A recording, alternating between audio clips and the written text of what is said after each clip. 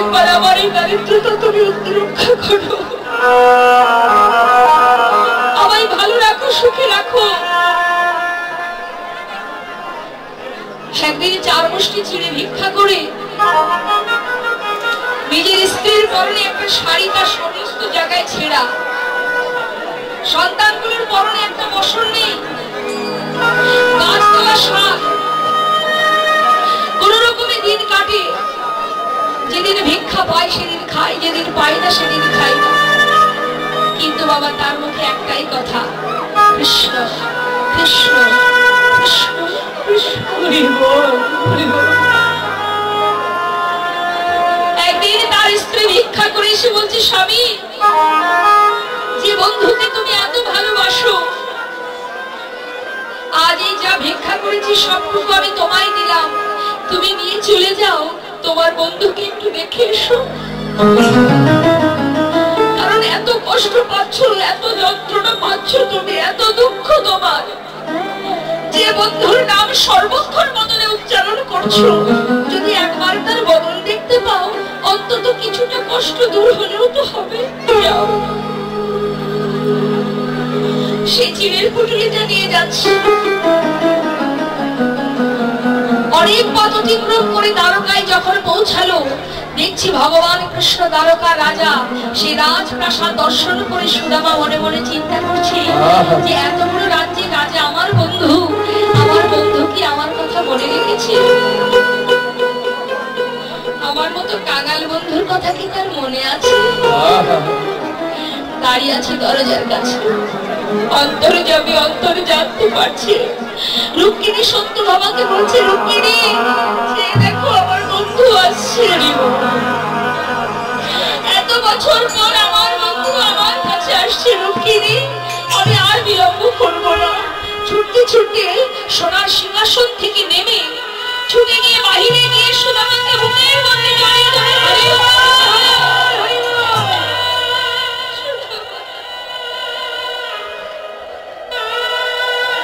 বন্ধু, এত বছর পর আমার কথা মনে পড়ল।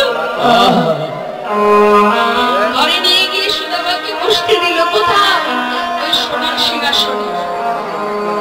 যে জীবনে কোনোদিন চেয়ারেই বসেনি, তাকে যদি সোনার সিংহাসনে বসতে দেওয়া হয়, সে বসবে কি করে বাবা? হাত পা গুটিয়ে বসেছে। কৃষ্ণ বলছে, এই সুদামা, এইভাবে বসেছিস কেন ভাই? হাত পা ছেড়ে বস। রুক্মিণী সত্যভামাকে বলছে, রুক্মিণী, আমার বন্ধু মস্ত বড় পণ্ডিত, আজ সে এসেছে আমার ঘরে, শিগগিরই যাও, সোনার থালা নিয়ে এসো, আমার বন্ধুর চরণ ধন্য করবো। বাবা, এতদিন আমরা দেখেছি যে ভক্ত ভগবানের চরণ সেবা করে, কিন্তু আজ যে সব উল্টো হয়ে গেল বাবা। সোনার থালা চরণ তলে পেতে ভগবান চরণ দুটি হাতে করে নিয়ে মহাজন বললেন, দেখো সোনার থালাতে সুদামা চরণ রাখিল, সোনার থালাতে সুদামা তার চরণ রাখিল, আজ নয়নের জলে চরণ প্রভু ধোয়ে যে দিল, আজ নয়নের জলে চরণ প্রভু ধোয়াইয়া দিল, আজ চরণের জল প্রভু আমার বদনেতে দিল।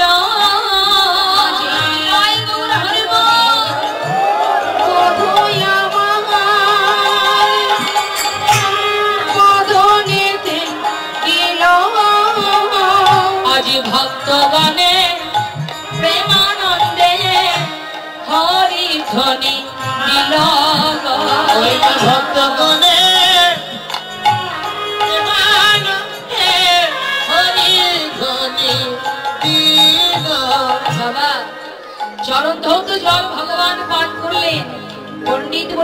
আমার বন্ধু নিজে হাতে চরণ ধৌত করে সুদামাকে রাজভোগ সেবা দিলেন। জীবনে কখনো খাইনি বাবা, আজ রাজভোগ পেয়ে নিজের সন্তানগুলোর কথা মনে পড়ছে, স্ত্রীর কথা মনে পড়ছে। সেবা করবার পর ভগবান যখন শয়ন মন্দিরে নিয়ে গেলেন, বন্ধুকে জিজ্ঞাসা করছে, বন্ধু এত বছর পর এলি, আমার জন্য কিছু আনিসনি ভাই? ভগবান যে ছিঁড়েটা নিয়ে গিয়েছিল বাবা, সেটা নিজে কি করেছে, ওনার মধ্যে লুকিয়ে রেখেছে। কেন? যে বন্ধু রাজভোগ সেবা করে তাকে আমার এই শুকনো ছিঁড়ে আমি দেবো কেমন করে? তাই লুকিয়ে রেখেছে। আর অন্তর্যামী সে তো জানতে পেরেছে। মা বলছে, কিরে এত বছর পর এলি, আমার জন্য কিচ্ছু আনিসনি? সুদামা বলছে, জানিস কানাই, আমি বড় কাঙাল ভাই, আমি বড় অসহায়, তোর জন্য কিছু আনবো এমন ক্ষমতাই আমার নেই, কিছু আনতে পারিনি, শুধু দেখবার ইচ্ছা জেগেছে তাই ছুটে এসেছি। ভগবান মনে মনে বলছে, ওরে সুদামা, আমার জন্য এনেছো, কিন্তু তুমি আমায় দিতে পারছো না, কারণ এই রাজপ্রাসাদ দর্শন করে। কিন্তু তুমি কি জানো না বন্ধু, আমি যে কাঙাল বড় ভালোবাসি। তুমি আমাকে দাওনি ঠিক আছে, কিন্তু সময় মতো আমি ঠিক খেয়ে নেব। যেই না গোবিন্দ সুদামাকে ঘুম পড়ালেন বাবা, অনেক পথ হেঁটে এসেছে তো ক্লান্ত শরীর, শুয়ে পড়েছে, মানে ঘুমিয়ে পড়েছে। আর যখনই ঘুমিয়ে পড়েছে, ধীরে ধীরে ভগবান আমার মন্দিরে প্রবেশ করে সুদামাকে ঘুমিয়ে থাকতে দেখে তার চরণের পাশে বসে আজ ভগবানের চরণ সেবা করছে। চরণ সেবা করছে কেন? বন্ধু ঘুমাচ্ছে না, এত পথ হেঁটে এসেছে, কত কষ্ট হয়েছে। চরণ সেবা করতে করতে হঠাৎ দেখছে চরণের মধ্যে কত কাঁটা ফুটে আছে। মনে মনে চিন্তা করছে, গোবিন্দ সুদামা, আমার জন্য এত পথ হেঁটে এসেছো, কত কাঁটা ফুটে আছে পায়ে, একটু তোমার ব্যথা করেনি। ভগবান ধীরে ধীরে সেই কাঁটাগুলো পরিষ্কার করছে। পরিষ্কার করতে করতে দেখছে বাবা, একটা কাঁটা বেশ ভিতরে ঢুকে আছে, কিছুতেই বের করতে পারছে না। বিলম্ব না করে ভগবান নিজের বদন দিয়ে সেই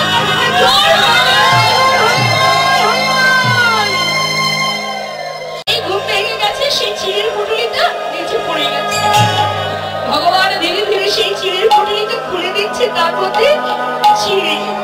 বলছি, সুদামা, তুই আমার জন্য চিড়ে এনেছিস ভাই? আমাকে একবারও বললি না, বল কেন? সুদামা বলছে, কাটাই তুই খেতে পারবি না ভাই, আমার ফিরিয়ে নে, তুই খাস না, খেতে পারবি না। হঠাৎ ভগবান দেখছে সেই চিড়েগুলো আবার ভেজানো। বলছে, সুদামা, তুই আমার জন্য চিড়ে এনেছিস, আবার ভিজিয়েও এনেছিস, যাতে খেতে কোনো কষ্ট না হয়।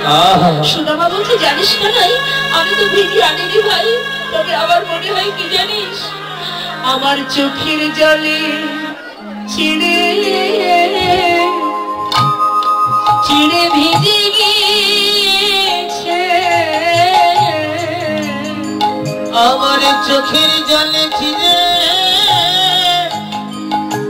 চিড়ে ভিজে গিয়েছে, আমি কেমন করে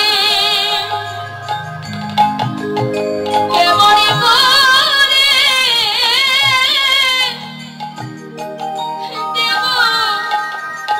দেব বাদনে, আমার চোখের জলে চিড়ে ভিজে গিয়েছে, আমি কেমন করে কেমন করে দেব বাদনে, আমার চোখের জলে চিড়ে ভিজে গিয়েছে। ভগবান বললেন, ওরে সুদামা,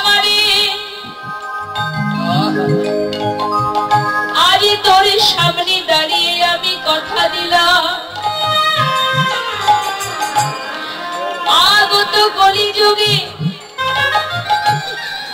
যদি কোনো কাঙাল কাঙালিনী যদি দাঁড়ে দাঁড়ে ভিক্ষা করে, যদি মাটির মালসায় আমাকে ভোগ নিবেদন করে, আমি গৌর হয়ে সেই ভোগে সেবা করব। এই তোর সামনে দাঁড়িয়ে আমি কথা দিলাম, আগত কলিযুগে আমি গৌর হয়ে যদি কোনো কাঙাল কাঙালিনী আমায় মাটির মালসায় চিড়ে ভোগ দেয়, আমি কলিযুগে আমি গৌর হয়ে সেই ভোগে গ্রহণ করব। এই আমি তোকে কথা দিলাম ভাই। সবাই আমাকে রাজভোগ খেতে দেয়, ক্ষীর সর মাখন দেয়, কিন্তু চোখের জলে ভিজানো ছিঁড়ে তো কেউ আমাকে দেয় না। তুই কি জানিস না সুদামা, ভক্ত আমাকে যতটুকু সেবা দেয় তাতে যদি প্রেম থাকে, ভক্তি থাকে, আমি যে ভক্তের দেব কিঞ্চিত দাবি বড় ভালোবাসি। ভালোবেসে আপনি যেটাই দেন না কেন মা, বিদুরের ঘরে ভগবান 7 অন্ন সেবা করেছিল। বিদুরের স্ত্রী একটা কলা সেবা দিতে যাবে, ভুল করে কলাটা না দিয়ে খোসাটা সেবাই দিয়েছিলেন, ভগবান সেটাই গ্রহণ করেছিলেন। কিন্তু ভক্তি, কিন্তু প্রেম। সুদামাকে বলছে, সুদামা একটা কথা জিজ্ঞাসা করবো ভাই, বল কানাই, এত কষ্ট তোর, এত দুঃখ, আমার কাছে কি কিছু বলবি? ভগবান পরীক্ষা করে দিচ্ছে বাবা, যে সুদামা এত কষ্ট পাই, এত তার অভাব, দেখি আমার কাছে কিছু চাই কিনা। সুদামা বলছে, কানাই তোর কাছে আমার তো কিছুই বলার নেই ভাই। হ্যাঁ, একটা কথা বলবো, সেটা কি জানিস? এত বছর পর তোর কাছে এসে তোকে দেখি না, আমার সমস্ত কষ্ট দূর হয়ে গেছে। তাই তোর কাছে আমার নিবেদন কানাই, যেন সঙ্গ ছাড়া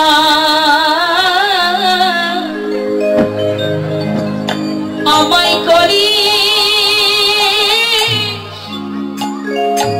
করিস না রে,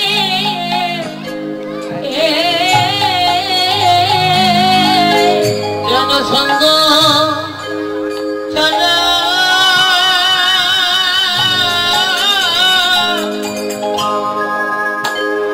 করিস না রে, যেন সঙ্গ ছাড়া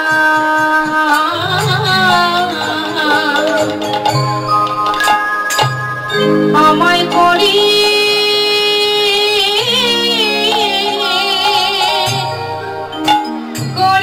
না রে, শুধু